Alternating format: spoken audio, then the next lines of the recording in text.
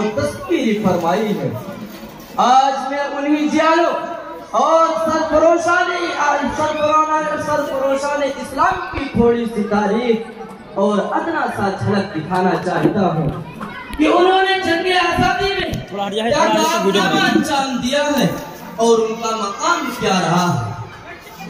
محترم حضرات، جب ہندوستان کے مقدس سرزمین پر انگریزوں کا ناپاک سایہ پڑا اور وہ اپنی شاطرانہ و عیارانہ چالوں سے یہاں کے مالک بن بیٹھے، جب باشندگان ہند پر طرح طرح کے ظلم و ستم کے پہاڑ توڑے جانے لگے، جب ہندوستانیوں کو غلام بنایا جانے لگا، جب ہندوستانیوں کا خون ان کے پسینوں سے بھی عرصہ ہونے لگا، تو ایسے نازک وقت میں سب سے پہلے جس شخص نے عالم بغاوت بلند کی وہ ہے محدث کبیر، امام جلیل، رئیس الاولیاء، نازش وطن شاہ عبدالعزیز ابن ولی اللہ محدث دہلوی ہے۔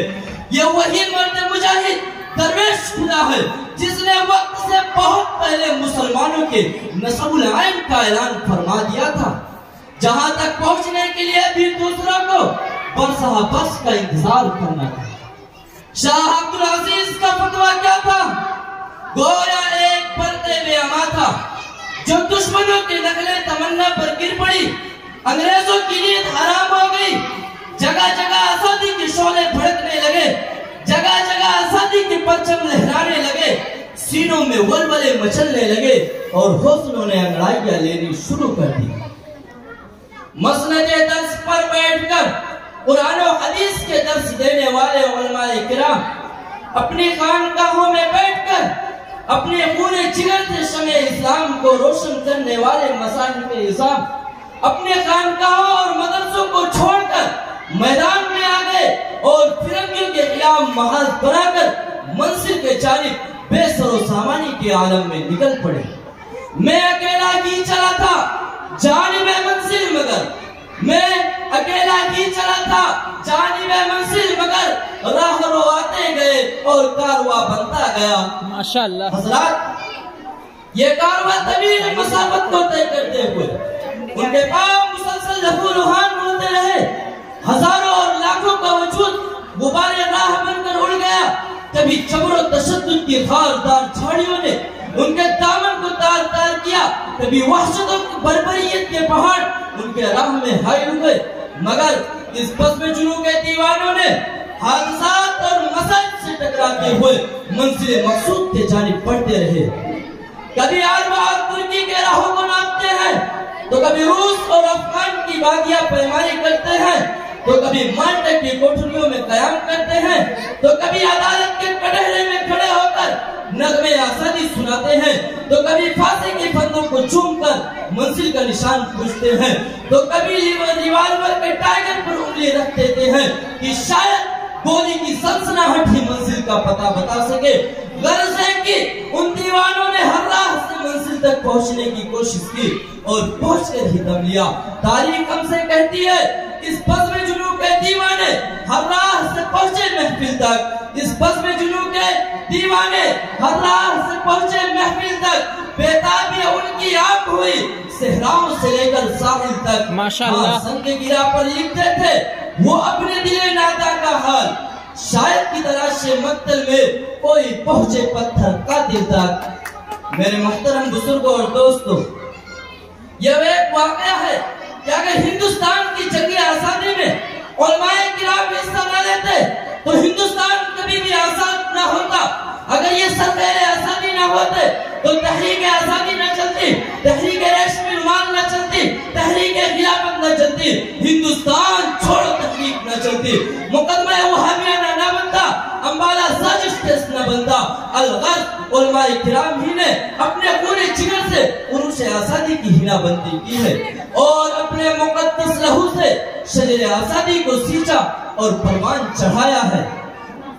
چنانچہ 1857 کی جنگ آزادی میں دو محاذ بنائے گئے، ایک محاذ امبالہ پر جس کی قیادت حضرت مولانا جعفر تھانیسری کے پاس تھی، تو دوسری قیادت شاملی پر، تو دوسرا محاذ شاملی پر جس کی قیادت حضرت حاجی امداد اللہ مہاجر مکی کے پاس تھی۔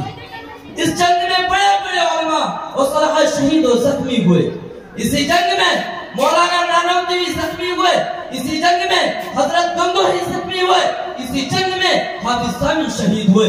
اسی 1857 کی جنگ آزادی میں 21 لاکھ مسلمان شہید ہوئے، جن میں سے 51,500 علماء کرام تھے۔ صرف 500 علماء کو دہلی میں پھانسی کے پھندوں پر لٹکا دیا گیا تھا۔ بہرحال اس جنگ میں وسائل کی قلت اور اپنی کی غداری کی وجہ سے فرنگیوں کا غلبہ ہوا تو وائسرائے برطانیہ نے اپنے ہندوستانی مشیروں سے یہ رائے طلب کی کہ بتاؤ ہندوستان میں تمہاری حکومت کیسے قائم رہ سکتی ہے؟ تو ہندوستان کے سب سے بڑے سیاستداں ڈاکٹر ولیم یور نے جو رپورٹ پیش کی اس میں لکھتا ہے کہ ہندوستان میں سب سے زیادہ بیدار مسلمان ہے اور جنگ آزادی صرف مسلمانوں نے لڑی ہے۔ مسلمانوں میں جب تک جذبہ جہاد موجود ہے اس وقت تک ہم لوگ ان کی حکومت نہیں کر سکتے، اس لیے کہ جذبہ جہاد کا ختم کرنا ضروری ہے۔ اور جذبہ جہاد ختم کرنے سے پہلے ایک اور چیز کا ختم کرنا ضروری ہے، وہ یہ ہے کہ ہندوستان سے علماء اور قرآن کو ختم کر دیا جائے۔ چنانچہ 1861 میں 3 لاکھ قرآن کریم کے نسخے بدبخت انگریزوں نے جلائے۔ اس کے بعد علماء کو ختم کرنے کا فیصلہ کیا۔ انگریز مورخ مسٹر ایڈورڈ ٹامسن اپنی یادداشت میں لکھتا ہے کہ 1867 سے لے کر 1864 سے لے کر 1867 تک انگریزوں نے علماء کو ختم کرنے کا فیصلہ کیا۔ یہ 3 سال ہندوستان کے بڑے المناک سال ہیں۔ ان 3 سالوں میں انگریزوں نے 14,000 علماء کو تخت دار پر لٹکا دیا۔ ٹامسن کہتا ہے کہ دلی کی چاندنی چوک سے لے کر خیبر تک کوئی ایسا درخت نہ تھا جس پر علماء کی گردنیں نہ لٹکی ہوئی ہو، علماء کے جسموں کو تانبے سے داغا گیا، علماء کو سوروں کے خالوں میں بند کر کے جلتی ہوئے تنوروں میں ڈال دیا گیا، علماء کو ہاتھیوں پر کھڑا کر کے ان کے جسم کو اشجار سے باندھ کر نیچے سے ہاتھیوں کو چلا دیا گیا۔ لاہور کی شاہی مسجد جس کے صحن میں انگریزوں نے پھانسی کا پھندا بنایا تھا، اس میں ایک دن میں 80 علماء کو پھانسی دی جاتی تھی۔ لاہور کی دریا نامی میں 80 علماء کو بوریوں میں بند کر کے ڈال دیا جاتا اور اوپر سے گولیوں کا نشانہ بنایا جاتا۔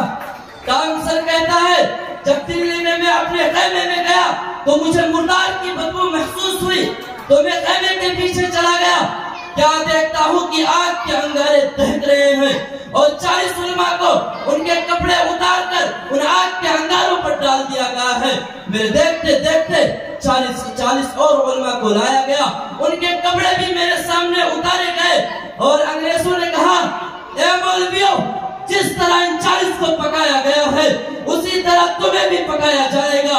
تم میں سے ایک بھی یہ کہہ دو کہ 1857 کی جنگ آزادی میں ہم شریک نہیں تھے، ابھی چھوڑ دیتا ہوں۔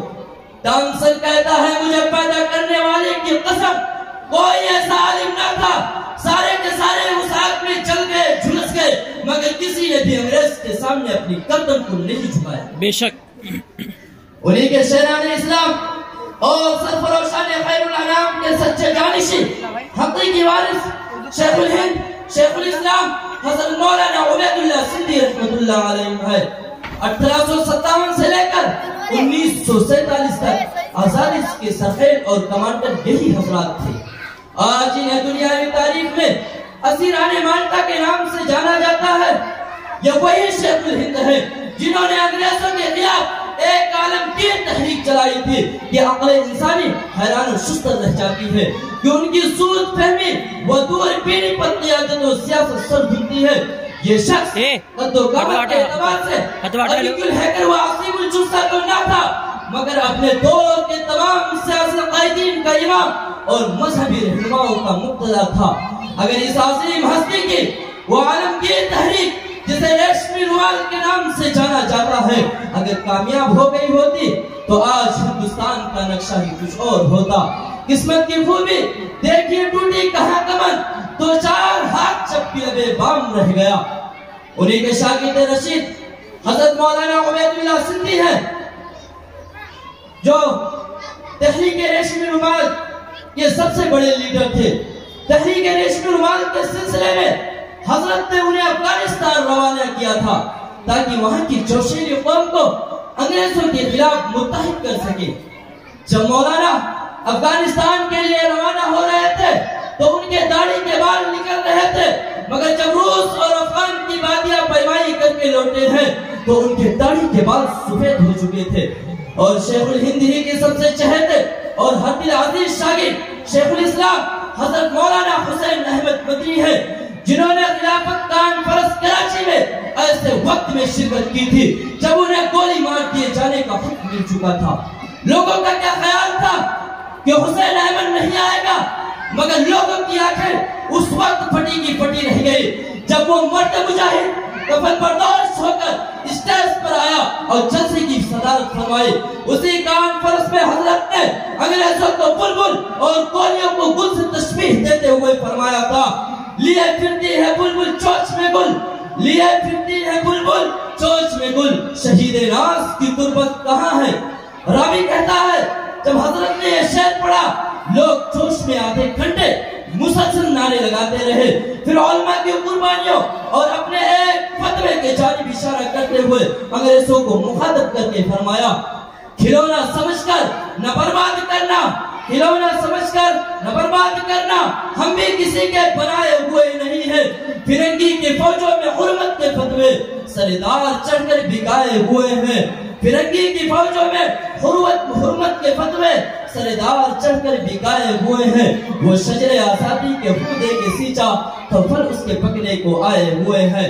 لیکن کتنی بربادی مقدر میں تھی آبادی کے بعد، کتنی بربادی تھی مقدر میں آبادی کے بعد، کیا پکائے ہم پہ کیا گزری ہے آزادی کے بعد۔ حضرات یہ ایک روشن حقیقت ہے کہ اس شجر آزادی کا حق پھل، اس شجر آزادی کا پھل ہمارے حق میں بہت ہی تلخ ثابت ہوا، جس کی تلخی آج تک ختم نہیں ہو سکی، اور ایسا معلوم ہوتا ہے کہ صدیوں تک ختم نہیں ہو سکے گی۔ لیکن ہمیں کوئی غم نہیں، کوئی افسوس نہیں، کوئی ملال نہیں، اگر یہ ظالم حکومت اپنے ظلم و ستم سے باز نہیں آئی اور ہمارے حقوق کو یوں ہی پامال کرتی رہی تو اسے بھی یاد رکھ لینا چاہیے کہ منیر شہران اسلام اور سرفراشان خیر الانام کے سچے جانشین ہیں، جنہوں نے ہندوستان کی تاریخ کو بدل ڈالی تھی۔ ایک بار ہم بھی بدل کر دیکھیں گے۔ سرفروشی کی تمنا اب ہمارے دل میں ہے، سرفروشی کی تمنا اب ہمارے دل میں ہے، دیکھنا ہے سور کتنا باز ہوئے قاتل میں ہے۔ میرے بھائیوں، میں اپنی تقریر کو ان اشعار کے ساتھ ختم کر رہا ہوں۔ نہیں منت کشے تاب شنیدن داستہ میری، نہیں منت کشے تاب شنیدن داستہ میری، خاموشی گفتگو ہے بے زبانی ہے زباں میری۔ اٹھائے کچھ ورق لالا نے کچھ نرگس نے کچھ گل نے، اٹھائے کچھ ورق لالا نے کچھ نرگس نے کچھ گل نے، چمن میں ہر طرف بکھری ہوئی ہے داستہ میری، چمن میں ہر طرف بکھری ہوئی ہے داستہ میری۔ وآخر